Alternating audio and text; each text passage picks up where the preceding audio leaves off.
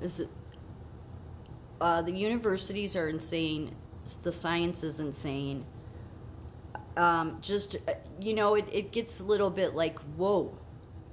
Why are the very people that disregard life and want to clone life, want to do the craziest shit, why are we trusting them to come up with cures? Well, yeah, that's why we don't have any cures. Anyway, so, in the Bible, it does talk about, I tend to remind people, I have to remind myself of this, that Jesus said there's going to be more on the other road. So just just remember that. Let that stay with you. There's more that are on the wide road, as Jesus said. Very few find it to the right gate. That's what it says that Jesus said. Yeah, so let's remember that. So this is Clonaid. What the circus zoo show this shit is. You'd think, when I read that, you would think, oh no, this is just tabloid. No, the woman that made these claims, let me just say this up from the start. She has two PhDs, two PhDs in chemistry. One from France and one from America. Yeah. So, this is the website.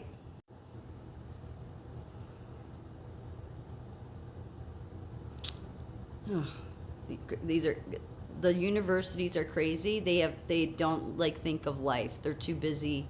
Like all the universities involved in this claim, this woman that headed this place up. Yeah, and so so let me just get straight to it, huh? So Clonaid is an American-based human cloning organization registered as a company in the Bahamas, founded in 1997. It has philosophical ties with the UFO religion, Raelianism. Yes, for real. Again, the woman that heads this up with a Korean company, Biotech Fusion, who's a subsidiary, the woman that heads this up, who I'm going to get to, Bridget Bolslier, she has two PhDs in chemistry, okay? So the Raelianism religion, which sees cloning as the first step in achieving immortality. Well, that sounds like what the elites want. On December 27th, 2002, Clonaid's chief executive, Bridget Bolslier, claimed that a baby clone named Eve was born. Media coverage of the claim sparked serious criticism and ethical debate that lasted more than a year. Florida Attorney Bernard Siegel tried to appoint a special guardian for Eve and threatened to sue Clonaid because he was afraid the child might be treated like a lab rat. Siegel, who heard the company's actual name was not Clonaid, decided that Clonaid's project was a sham. Bioethicist from University of Wisconsin-Madison, Clara Alto, condemned Clonaid for premature human experimentation and noted the high incidence of malformations and thousands of fetal deaths in animal cloning. So that's the bioethicist Clara Alto out of University of Wisconsin-Madison, the high incidence of malformations and thousands of fetal deaths in animal cloning. Then why is any university doing them? Yeah, because there's a lot of them doing them. So on May 31st, 1997, an issue of Popular Science magazine, New Science, said that the International Raelian Movement was starting a company to fund the research and development of human cloning. This alarmed bioethicists who were opposed to such planning. They warned lawmakers against failing to regulate human cloning. At the time, European countries such as Britain had banned human cloning, but the United States had merely a moratorium on the use of federal funds for human cloning. U.S. President Bill Clinton requested that private companies pass their own moratorium.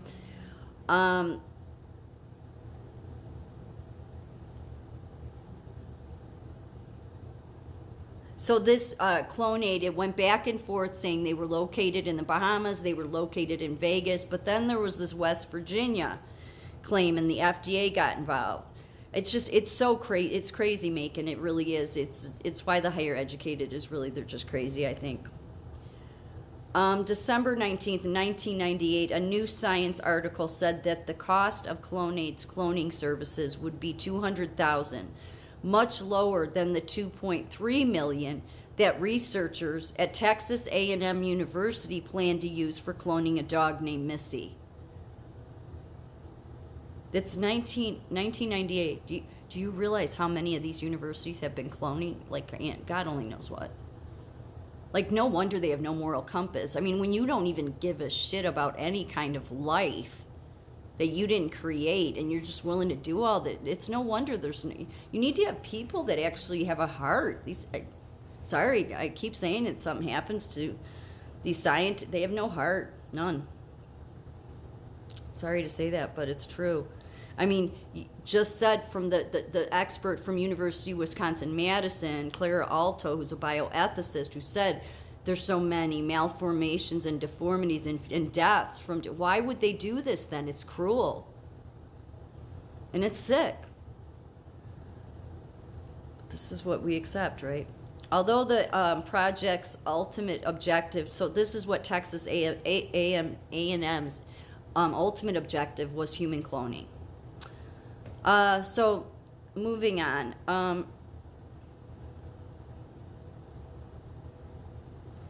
There's a lot to this. ABC, CNN, everybody was involved in this. No, what ultimately ended up happening is she said these surrogate mothers, because she went on to say after Eve was born that in the next few weeks, a few other babies that were all cloned humans, were going to be born.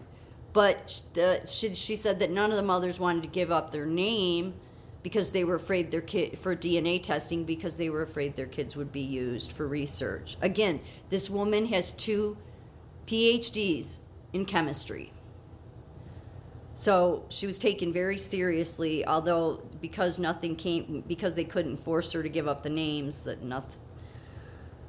I'm not going to read every bit of it, but I do want to read this. In the spring of 2001, the Food and Drug Administration Office of Criminal Investigation inspected Clonaid's lab in the small city of Nitro in West Virginia. It was located inside a rented room within a former high school. Staff scientists reviewed the lab's research documentation and found them inadequate, the work of a graduate student extracting ovum from cow ovaries from a slaughterhouse. The FDA said that the equipment in the lab was state-of-the-art and had been brought by Mark Hunt, a former West Virginia state legislator who wanted to clone his 10-month-old son, Andrew, who died in 1999 due to congenital heart disease. Following investigation of West Virginia lab, Mark Hunt made an agreement with the FDA OCI, which is the Office of Criminal Investigation, to not clone his dead son within the United States. That was it.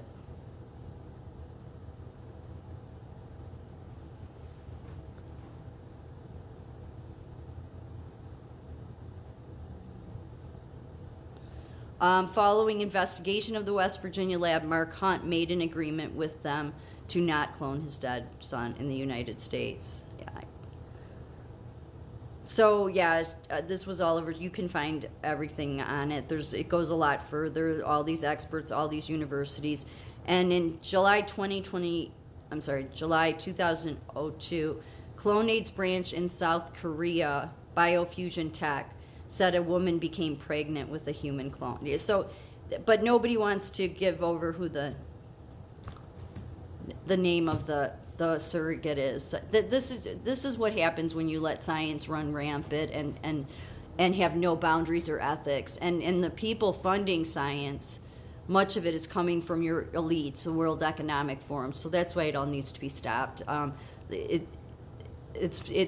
the crazy making stuff. This is Bridget Bosselier. She's the founder of Clonaid, and she's the one with 2 in that UFO religion and all that. She's the one with 2 chemistry PhDs. Yeah, higher educated. Just pointing that out. This is the Rayleighism, the religion, UFO religion founded in the 70s in France. The group is formalized as the International Raelian Movement, and that's their symbol. And there they are protesting something. Yeah, this is science, isn't it? Yeah, and all the universities just want to keep cloning stuff. Boy, we are so on the dark path.